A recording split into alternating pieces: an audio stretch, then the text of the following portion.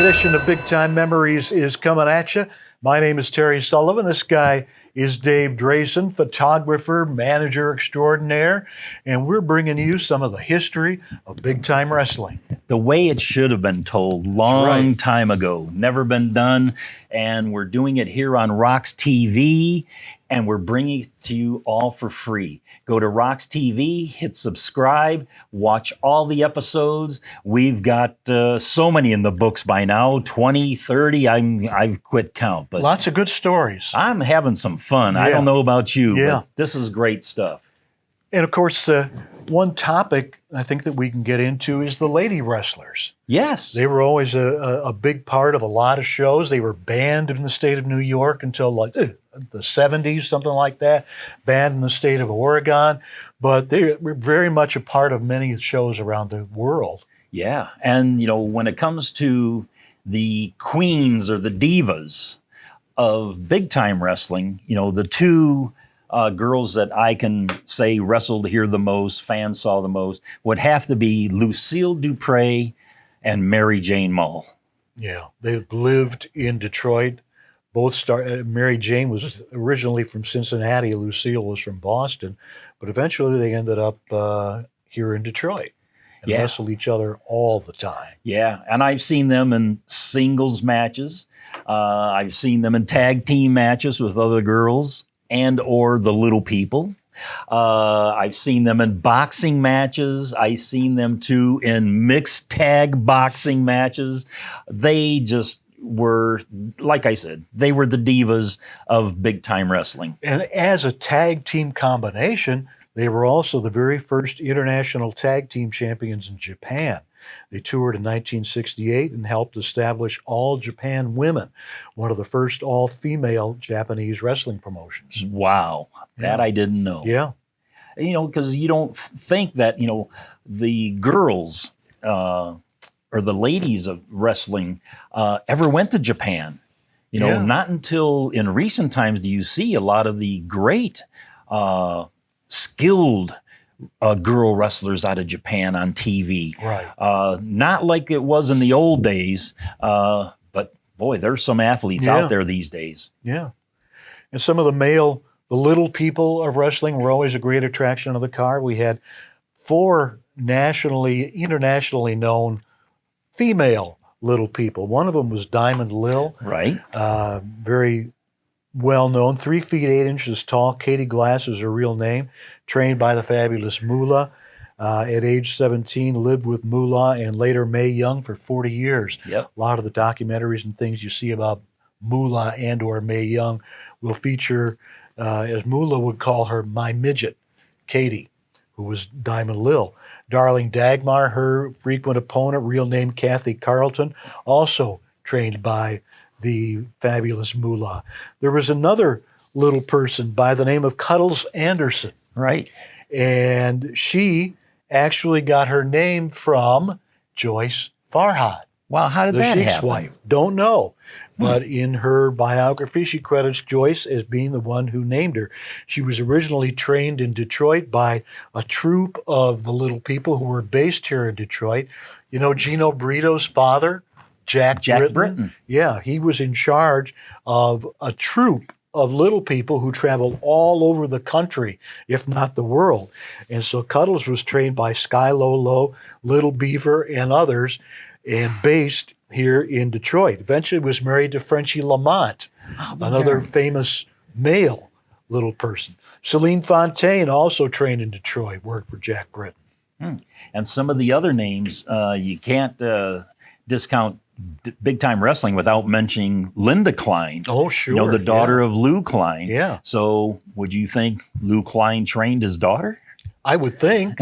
I would hope so. Yeah. Yeah, she made a big impact here for a number of years. Yeah, she didn't last very long, but I think she was one of the best female wrestlers ever. Right. And then, you know, one of our personal favorites. Yeah. Heather Feather, as Bobo Brazil used to call her. Heather Feather, star of I Like to Hurt People. Yep, Peggy Jones. Right, yeah. Oh, she was from Detroit.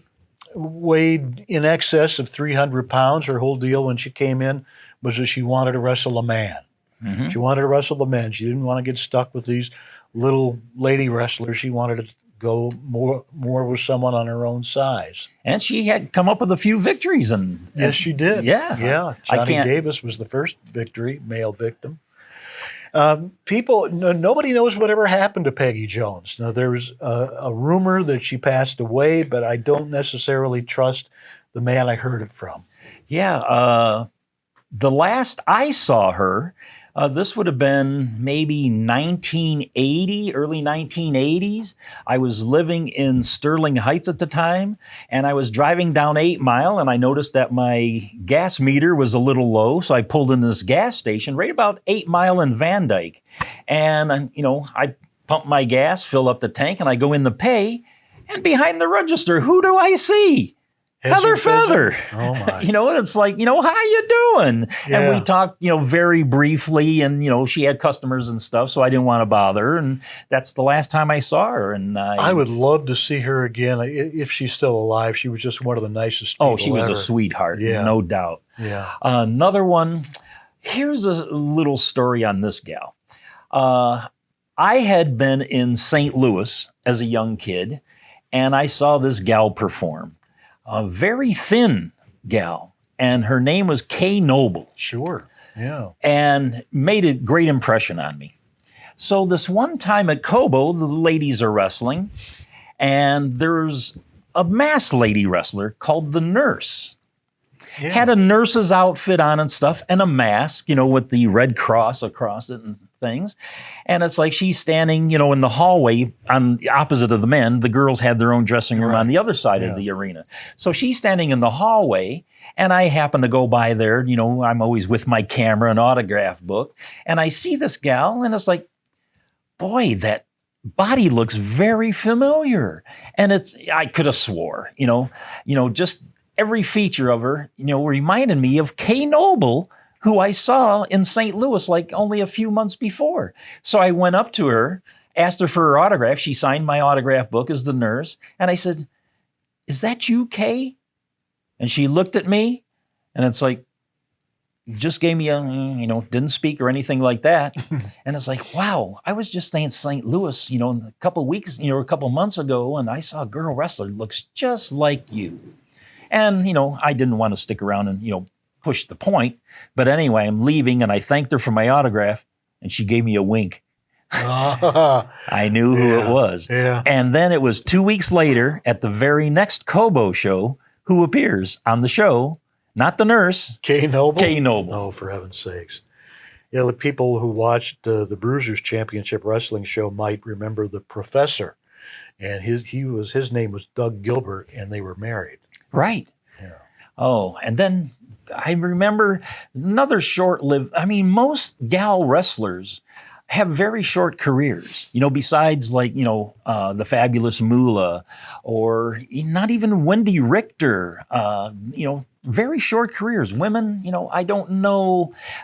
I'm sure that the women don't get paid as well as the men do. Mm-hmm. They're a side attraction on a card. Right. They're not main event. Yeah. So probably their payoffs and the body, injuries that they sustain, they have short careers. But a pair that I remember came into Cobo for a very short time. Patty Drake and another gal by the name of, they named her, Lou Klein trained her, Penelope Hornhonker. And boy, they were fun to watch in the ring, but Patty Drake impressed me. And her boyfriend at the time was trying to become a wrestler. He was only 5'2", and his name was Mark Cohen, a good friend of Mickey Doyle, that's your buddy. And I asked, if I can interview you, and I went over her apartment, and it's like I go to the apartment with them, and Penelope Hornhonker's there. Well, come to find out, they were sisters. Oh, really? So I did a story for Wrestling Review on Patty Drake, and I think within a year, never saw either one again. Neither did anybody else. And also, probably the most famous lady wrestler of all time, Fabulous Moolah. Yeah, she made some appearances in Detroit, not very many, but I think most people might be somewhat aware of the fact that she led a troupe, if you will, of women wrestlers. She had a number of wrestlers basically under contract to her that she would book around the country.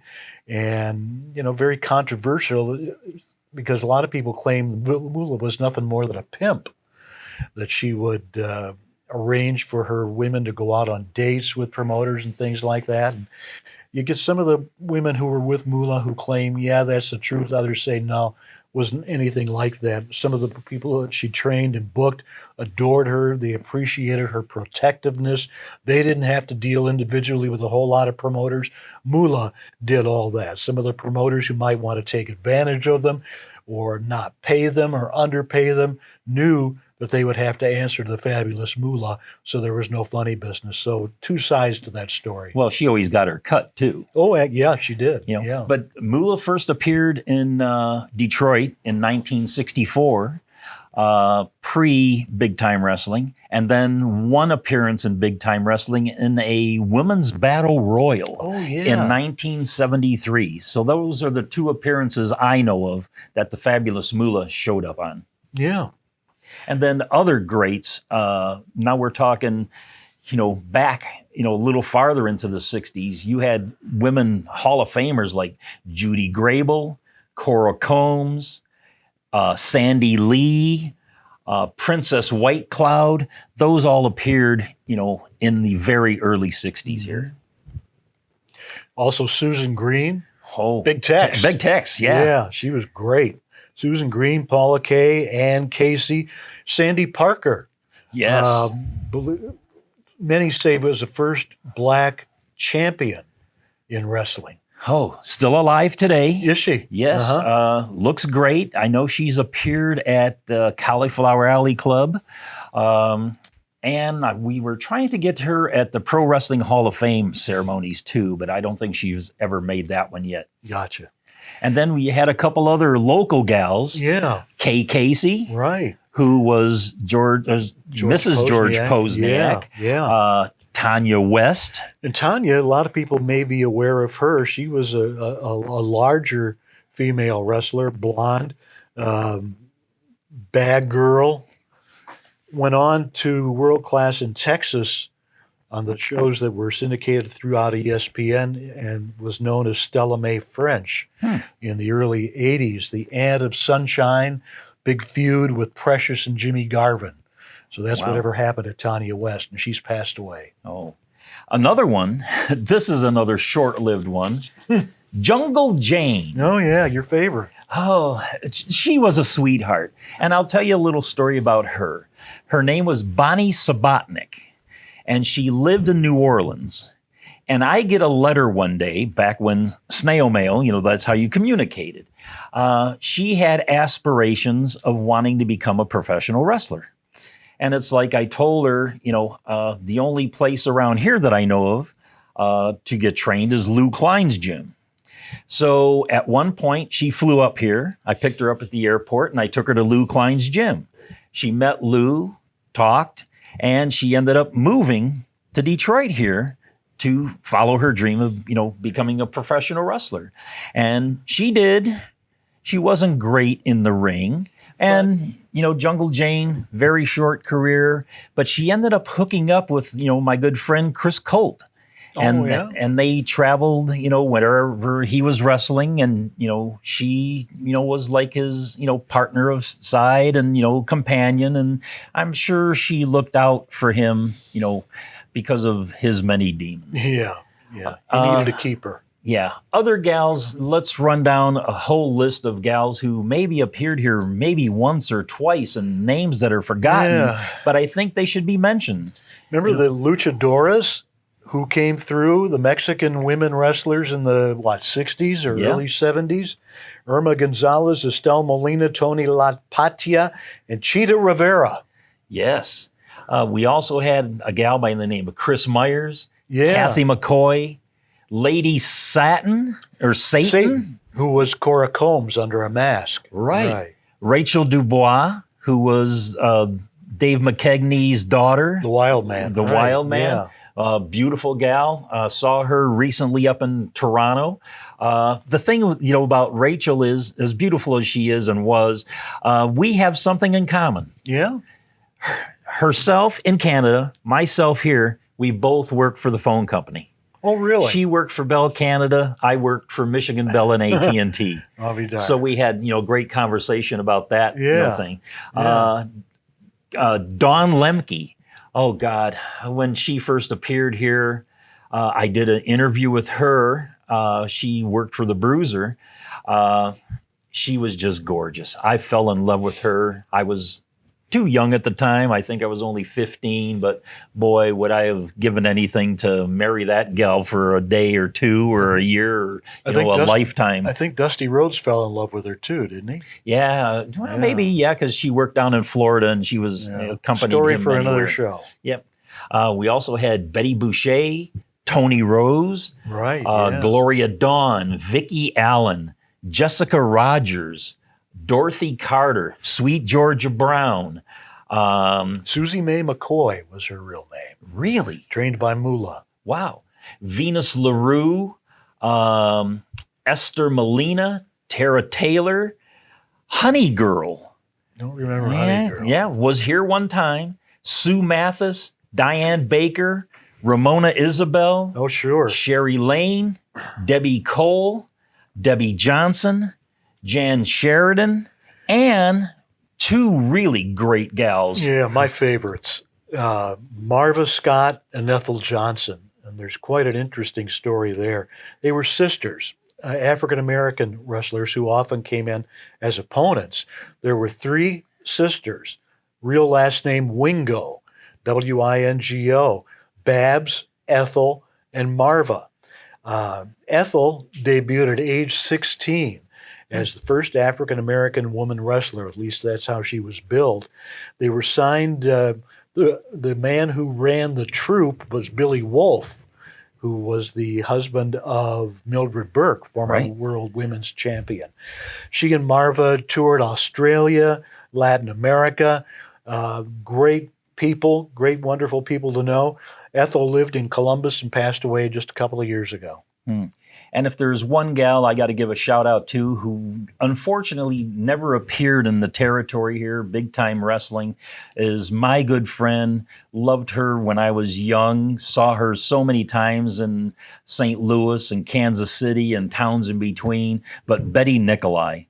She was one of the greatest of all time, and I want to give a shout out to her. And as you mentioned earlier, when girl wrestlers were banned in New York and in that territory, Betty Nicolai was the one who went to court to fight. Is she? Who got, women reinstated to wrestling in New York. Strange state. They banned masked wrestlers, too, for the longest time. Right, like the Spoiler. When he came up from Texas, he had to wrestle without the mask on. He wrestled with the face cut out. Right. But those are the girls of Big Time Wrestling. Yeah. There's like 50-some in all. Yeah. And, in closing, as we usually do, let me pick one. Terry, to you do an announcement on how about taking us out with an introduction of Heather Feather. Heather? Ladies and gentlemen, from Detroit, Michigan, weighing 350 pounds, Heather Feather.